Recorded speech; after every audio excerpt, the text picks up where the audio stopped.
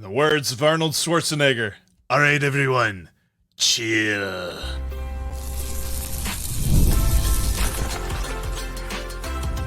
You are Locked On Reds, your daily Cincinnati Reds podcast, part of the Locked On Podcast Network, your team every day.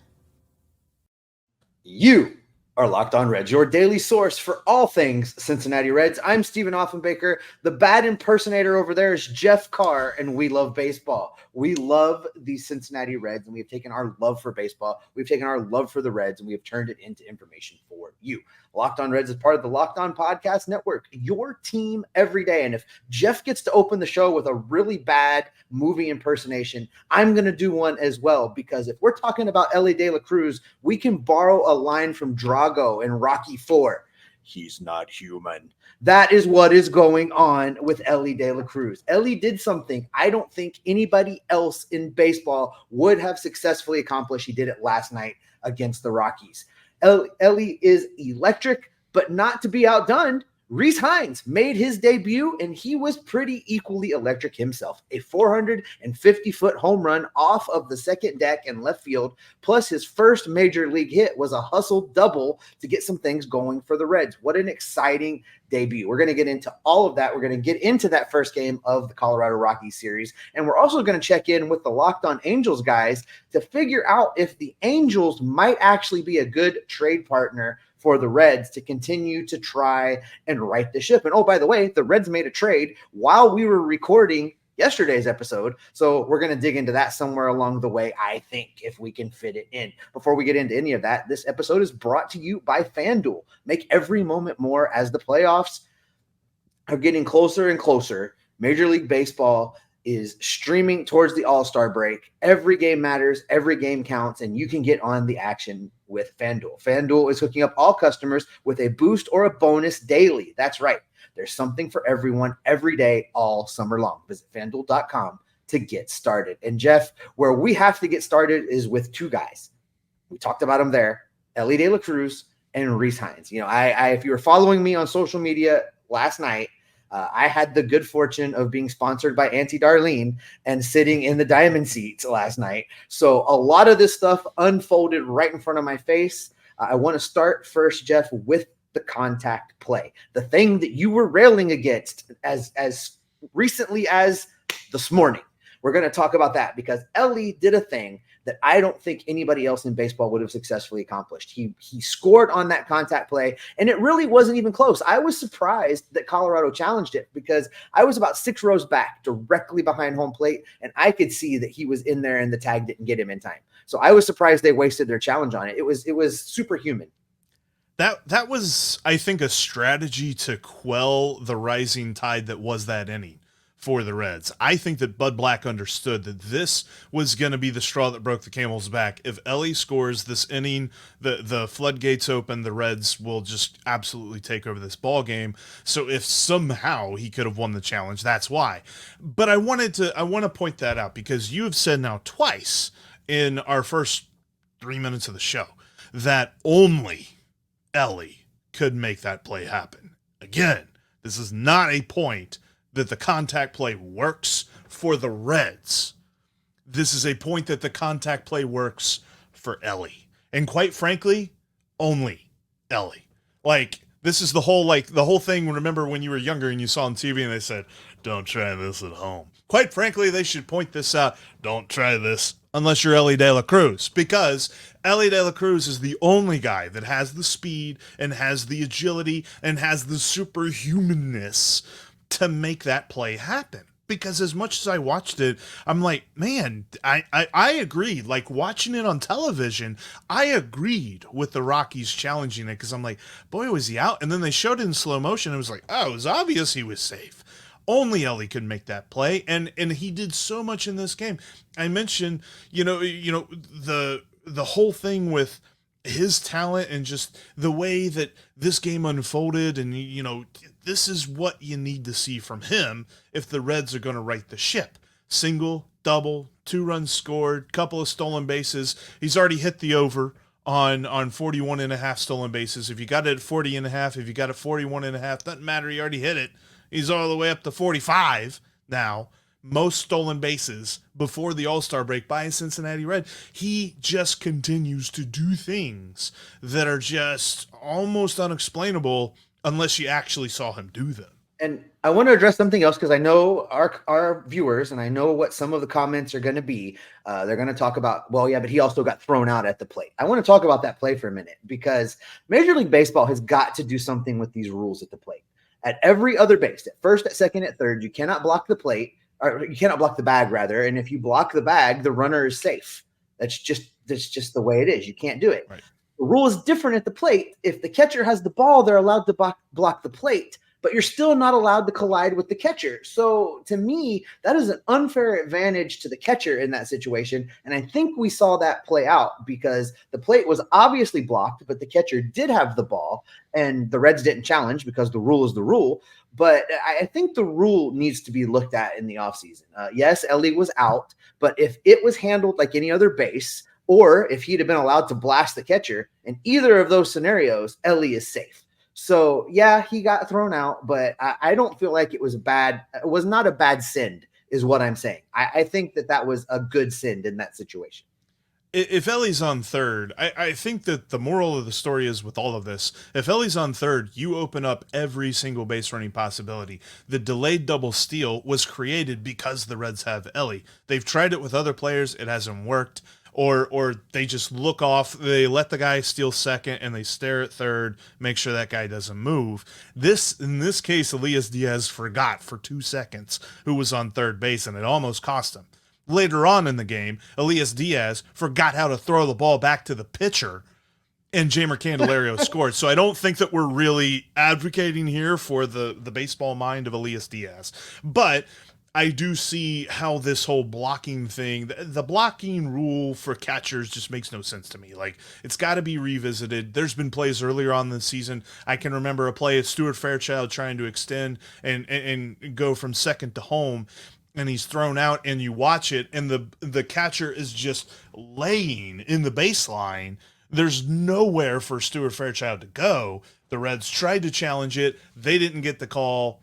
I don't understand what this rule is. So, yes, they absolutely need to look at it. But, look, all right, all of this stuff aside, Elly had an amazing game. But Rece Hinds, Rece Hinds, a guy who a couple of years ago, Steve, we were talking about as a possible future outfielder. But yes, really over the last few years, he's kind of faded into the background. Not for any other reason than he just strikes out a lot. And 40%. Look, he strikes out 40%. And I'm not saying that one game makes an entire career, makes even an entire week, let alone an entire season. Love to see that debut from him because, quite frankly, the Reds needed everything that he possibly did. A double, a homer, and a beautiful sliding catch as well on a day where he was called up as Stuart Fairchild was put on the injury list. We'll explain more about the roster moves that the Reds all made here in a few minutes. But I think his adrenaline got the best of him on that throw to third base, though. Everybody in the ballpark was all going, what happened there? No, you know what? In the outfield. Yeah. You know what, Jeff? Here's the thing. When we talked about Rece Hinds for a number of years now, everybody lined up and was in agreement that it was some of the best raw power they have ever seen in any player anywhere. And that's Rece Hinds. And we saw that on display, 450 feet into the second deck, down left field at Great American Ballpark. That's what he's capable of. No, that doesn't mean that's what he's going to do every day. We're not ready to say he's here to stay. In fact, he probably gets sent down this week, depending on what the Reds roster juggling looks like. But for me, with Rece Hinds, what we saw was an uplifting moment that I needed, that you needed, that the fans needed. I tweeted this out, Jeff. My heart needed this win, and it needed this moment. My baseball loving self needed this win and needed this moment. I feel like a giant wet blanket has been lifted off of me that was thrown on me by the frickin' Detroit Tigers. So I'm feeling a lot better today than I was when last we talked. Yeah, I mean, the first 3 innings of this game, in fact, the first time through the order, the Reds were being no-hit by Ryan Feltner. And I'm like, are we really going to go through more of the same, of this inept lineup that just can't do anything, so much so that the 12-31, now 12-32, Road Rockies are going to come in here and shut them down. Thankfully, that didn't happen, and they blew the doors off this game and went crazy. Thanks for tweeting that out, by the way. That was yes, helpful. that was the idea. I was like, oh my gosh, there being no hit, seriously? But Rece Hinds was a huge, huge part of that, and I want to discuss his addition to the roster, what it all means, along with the trade for Austin Slater, and kind of buried in all of this, the movement of Graham Ashcraft back to AAA. Because right, and before we jump out of this segment, Jeff, just real quick, because we're going to run out of time on it. I can already tell. We just need to quickly mention Andrew Abbott. 7 innings of 0 runs allowed. What a tremendous start, and what a top end of the rotation things are shaking out to be once Lodolo's back with Green, Lodolo, and Ashcraft.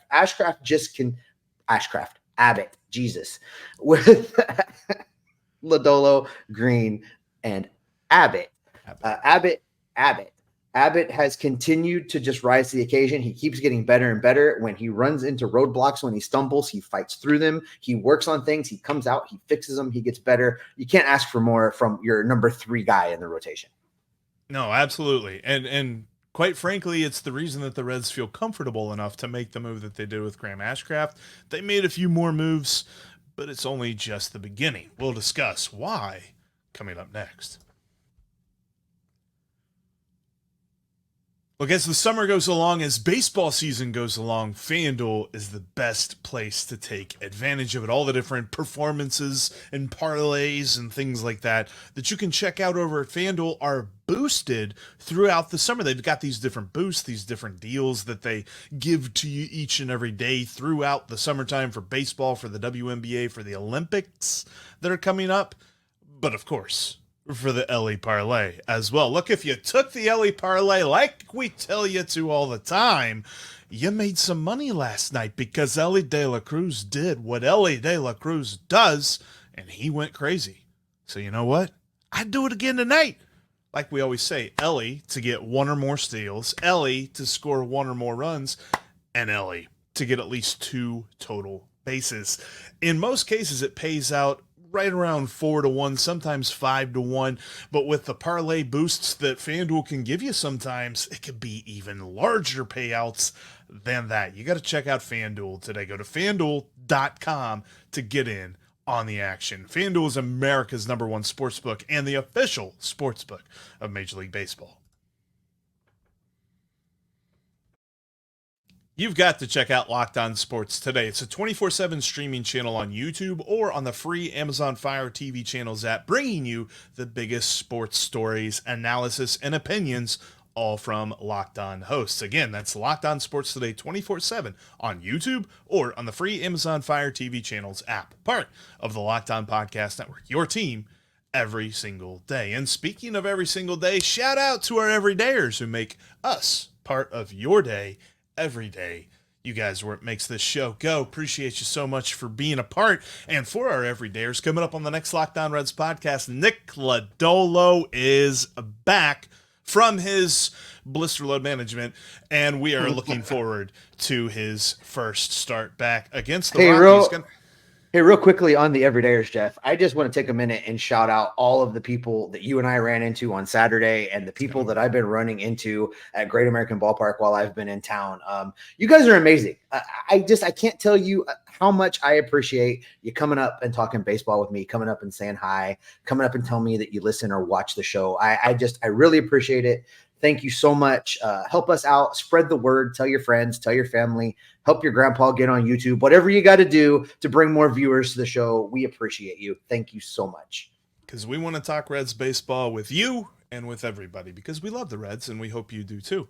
And quite frankly, the Reds made some moves that they needed to make. We talked a lot about yesterday about all the things that the Reds need to do and how the Reds need to attack this roster and really kind of fix a lot of holes, fill a lot of holes that they have.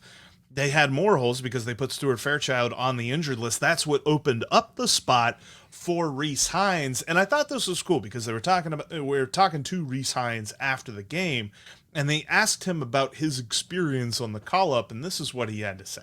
Honestly, when I was driving up from Louisville, I was a wreck. I mean, I probably teared up a couple times driving up, didn't eat anything all day. I walked in the clubhouse and saw all these familiar faces and everyone just greeting me and looking like they're happy for me to be here, and all that is just kind of just like, it's a nice place in my heart and kind of makes you feel more comfortable and makes you feel like home.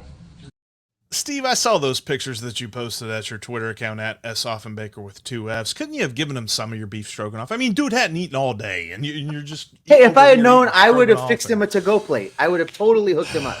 Diamond seats, let me tell you. But no, I was happy to see that he was given the chance, because quite frankly, we've seen all of the different people that the Reds have ran through this outfield, and we've gotten to the point where it's just like, why not Rece Hinds? Why not give him a look?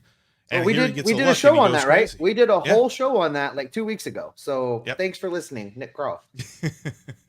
Exactly. So you also had that. That was a move.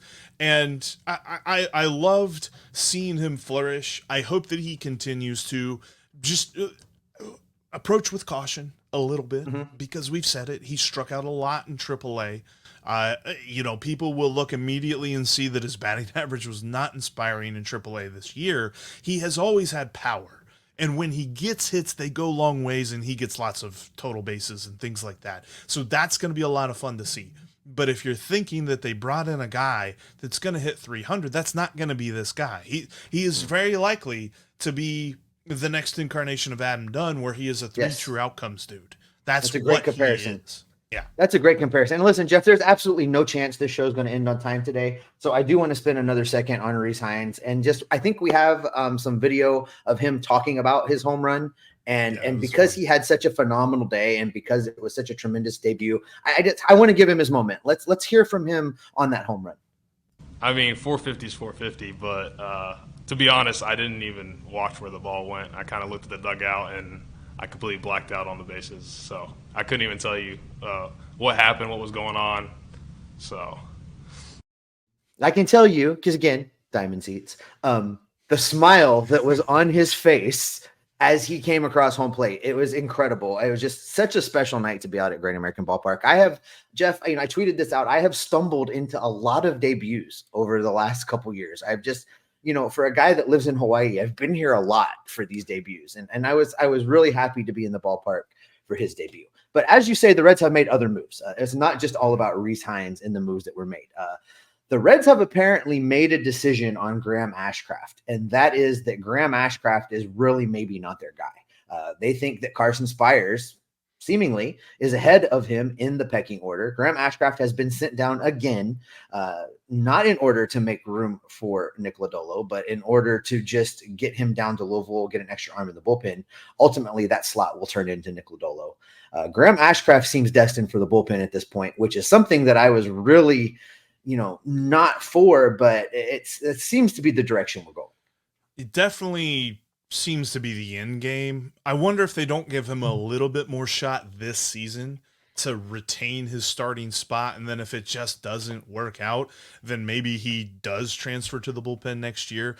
David Bell was very poignant about this, and I couldn't find a video clip, or else we'd be playing a video clip, but the quotes from him were basically like, look, what Graham Ashcraft has done here recently, Carson Spires has been better, and Carson Spires has shown more upside recently than Graham Ashcraft has as well. We've seen Graham Ashcraft be good.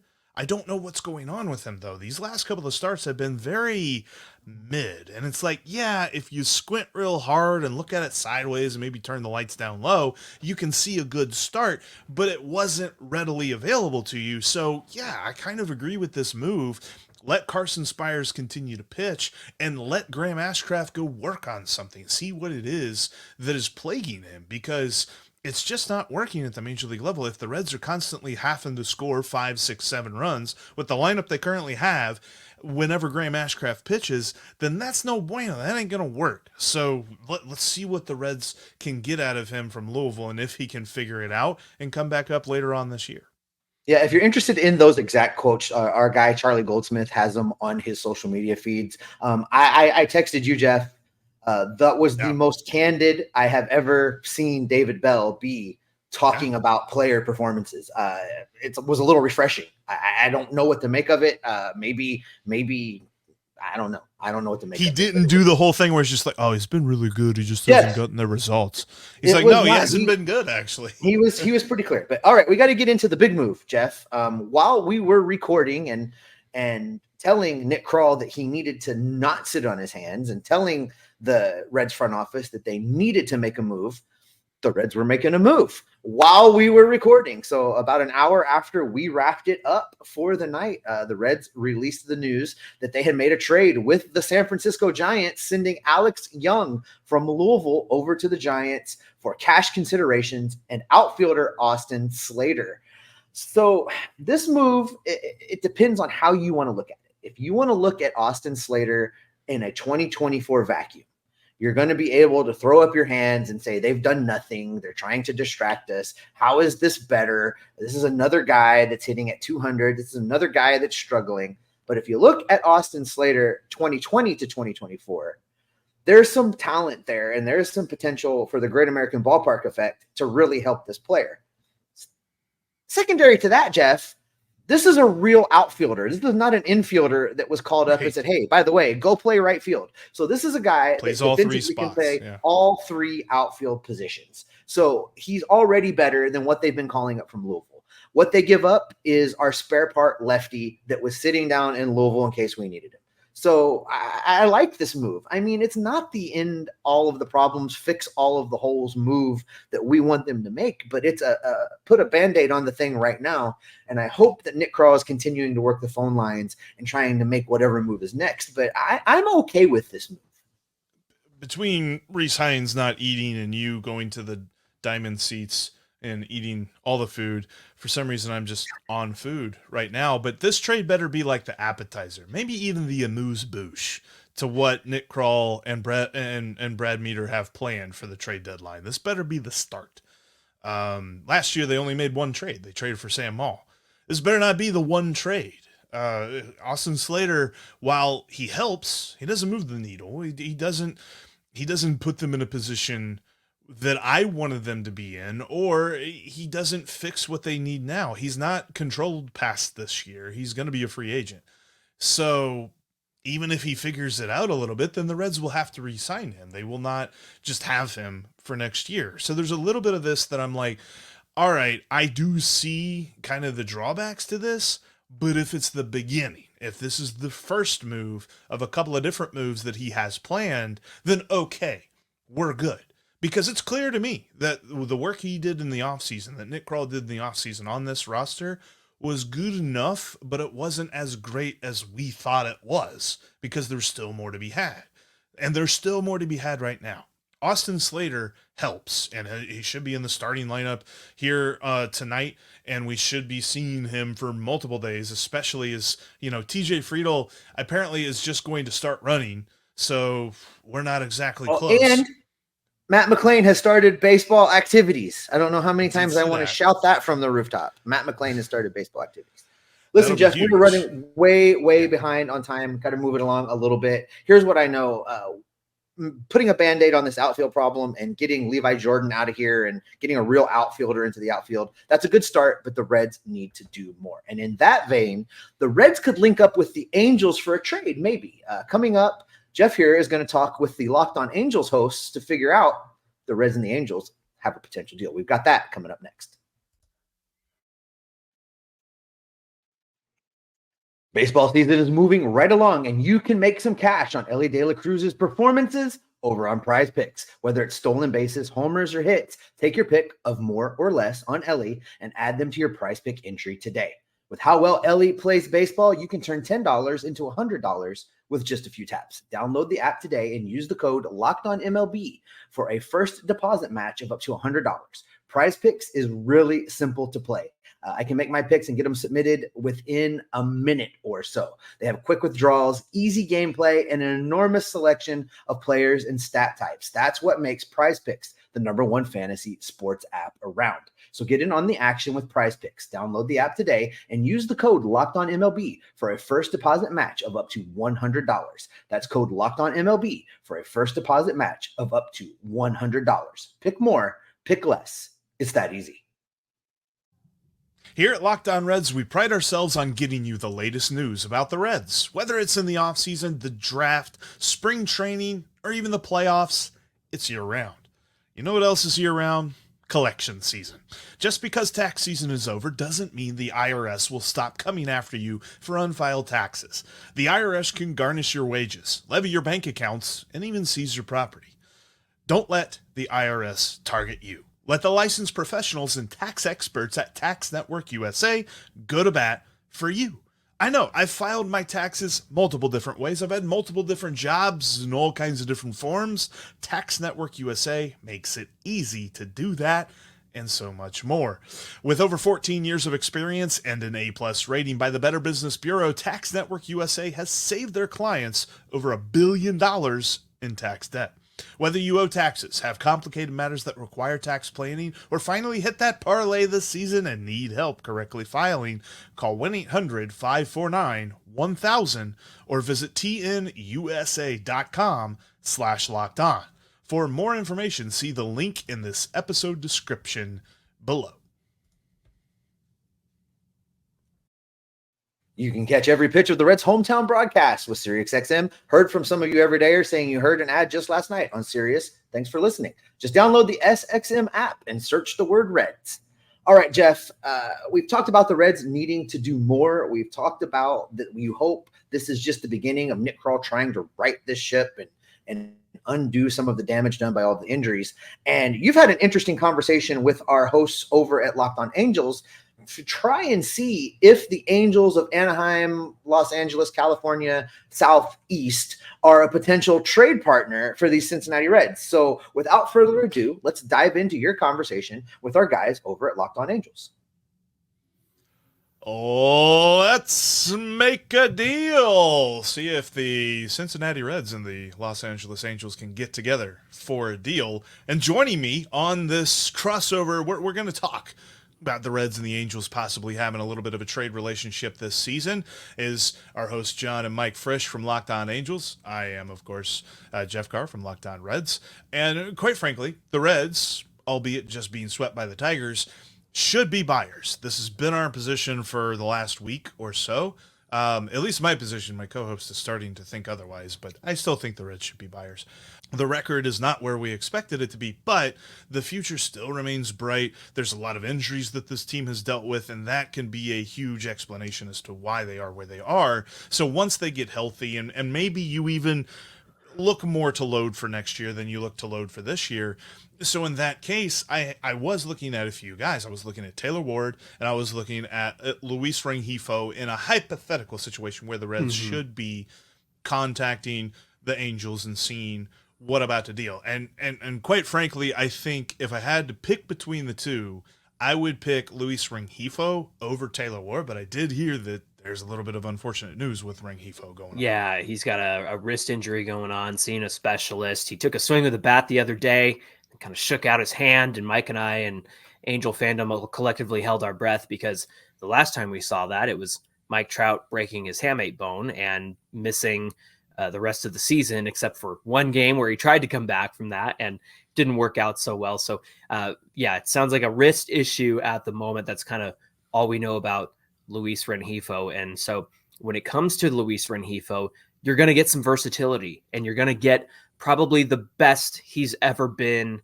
in his career. So he can play all over the infield, except hasn't played much first base, if at all. He can play the outfield as well. So he's the ultimate utility guy, but he's also not very good at any one spot. I'd say his best positions you want to trust him the most are second and third base.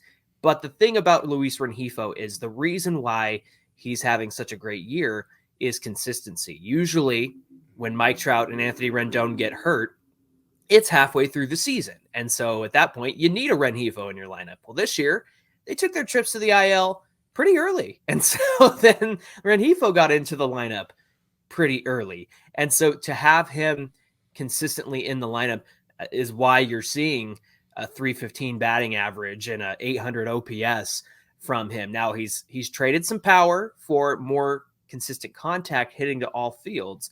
And so Luis Rengifo is sitting at 6 home runs right now, but he's stolen 22 bases. And I think that has a lot to do with the mentality of Ron Washington trying to get these guys to run this season. So Rengifo is a good option considering, he's got that wrist issue going on. We really hope that he comes back before the trade deadline. So maybe pivoting a little bit, not looking at that, because it sounds very similar to what the Reds have dealt with Christian Encarnacion Strand, and now we know that he is going to be having he already had July 11th, he has season-ending surgery to repair a ligament in his wrist. It started with a broken bone in his wrist that he was healing from, and then he got hit by a pitch on that wrist and broke another bone, and then a ligament got torn. It's been a mess for him. So, hearing about wrist specialists does not excite me. So, Taylor Ward is now the guy that I'm looking at because, quite frankly, he would up the profile of this outfield significantly because the Reds' outfield is just straight bad this year. Yeah, Taylor Ward is leading the Angels in home runs and RBIs. He's been playing a left field position and some DH for the Halos. And what you get with Taylor Ward is 2 more years of control. He's 30 years old, and his arbitration number was $4.8 million. So you're going to get him at a cheap cost. He's going to be somebody that will contribute. Taylor Ward is a piece. He's somebody that if you surround him with really good players, he's going to look like a phenomenal guy. But on this team right now, he's the best. And we have Logan O'Hoppe, we have Zach Neto. They're learning. Mike Trout, of course, is injured. Rendon's injured. So he's the best piece. When Taylor Ward's the best, it's not good for him and it's not good for your team because Taylor Ward is your classic just enough type of player. Like in the outfield, his UZR, ultimate zone rating, is 0, which means that he's not showing off, not lagging behind, right? And so he is going to be somebody, though, that is going to not dive. And if he does dive for a ball, it's going to look foolish. He's going to be somebody that's not going to look like he's hustling. For Angel fans, it's a different version of Garrett Anderson. Anderson always got critiqued in the outfield as not hustling, not running, because his emotion was always at 0. You never knew if he was mad or upset or glad or happy. And that's Taylor Ward. The piece with Taylor Ward that you will get, though, is he's somebody that if he gets hot, he is going to help carry your team for a few weeks, maybe even a month. And he's got a great eye at the plate. So he's going to draw a lot of walks. He can hit leadoff or he can bat fourth in the lineup. And so a trade for Taylor Ward would be a benefit, I think, to the Reds with all of the injuries that they have in the outfield. 1,000%. And that makes me really happy that we at least landed on one of them there because, that is something that the Reds need very badly. And consistency in the lineup also. In fact, I remember there was a conversation with Nick Kroll, Reds president of baseball operations, probably about a month ago. And the reporter was trying to lead him to the conclusion of, yes, we're going to look for outfielders. But he kept saying, we're just looking for consistency. We're looking for the kind of player that can bring consistency to this lineup. Yeah, I think that with the Halos, you're probably going to get more back if they did package like a Taylor Ward and a Carlos Estevez, and they sent them to, let's say, the Reds. Some of the names that I looked at when I looked at the prospects were Cam Collier and Hector Rodriguez. Rece Hinds was another name that caught my attention as well. The thing that I think the Angels are going to be looking for are ready now guys that are going to be up at the major league level in 2025. However, I don't think that it's bad, and I think John would agree with me. I don't think it's bad to have some guys marinate in the minor leagues a bit because they just haven't had that. The only question for the Angels is, will they be able to develop them? They haven't had guys in the minor leagues developing over the last few years because they've brought them right up to the major league level. And there isn't a lot of confidence from Angel fans that they can develop these players. Yeah, you look at something like the Brandon Marsh for Logan O'Hoppe trade, and the Angels reap the benefit of the fact that Logan O'Hoppe was in the Philly system for as long as he was. And by the time he came over, they gave him a look-see at the end of 2022. Then he comes into 2023 as their starting catcher and personally selected by Shohei Ohtani. Like, I want to pitch to that guy. I like that guy.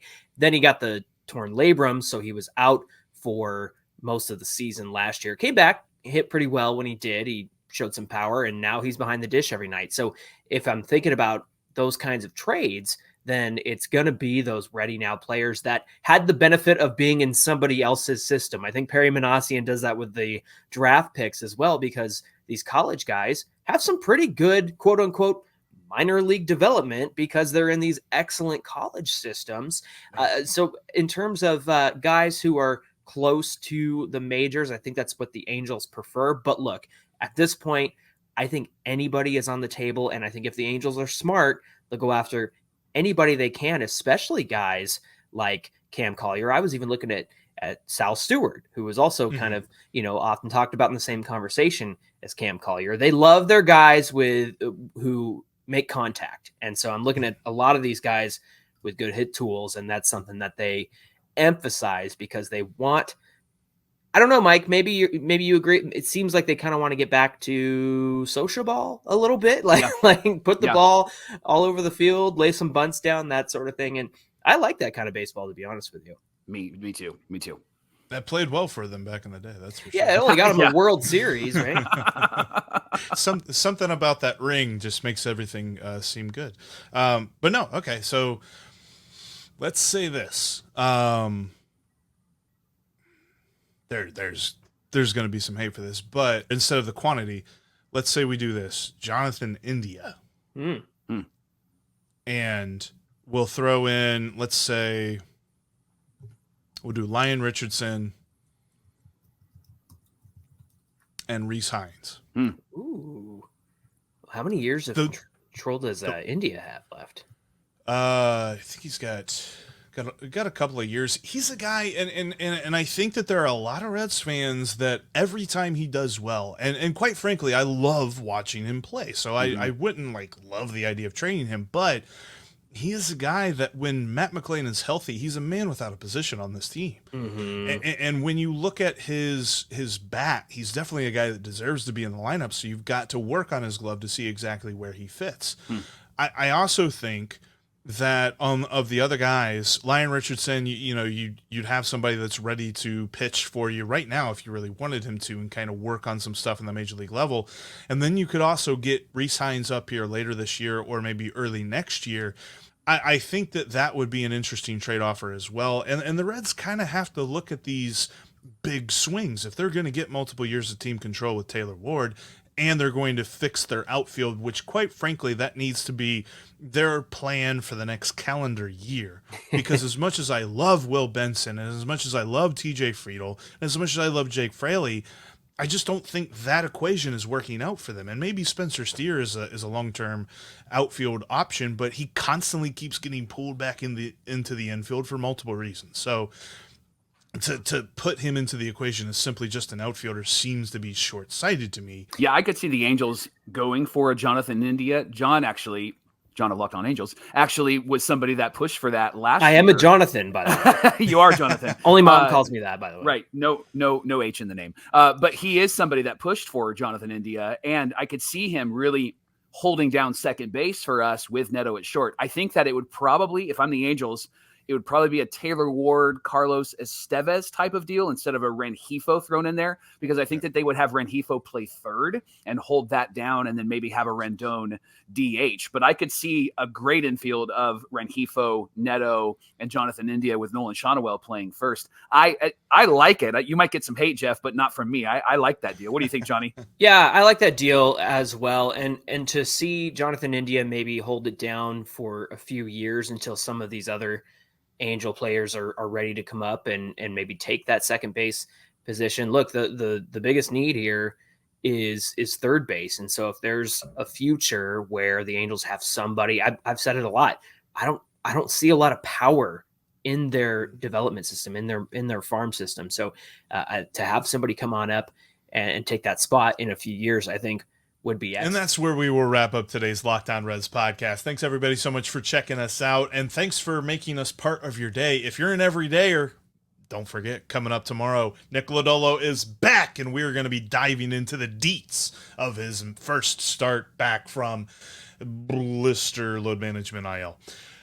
But that's going to do it for us here today. And until our next episode, Steve, what can folks expect from you and me?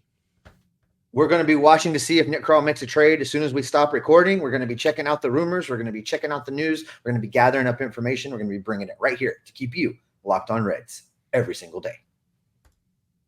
30 minutes. Who needs no 30-minute episode? We're going 40, baby. Too much to talk about.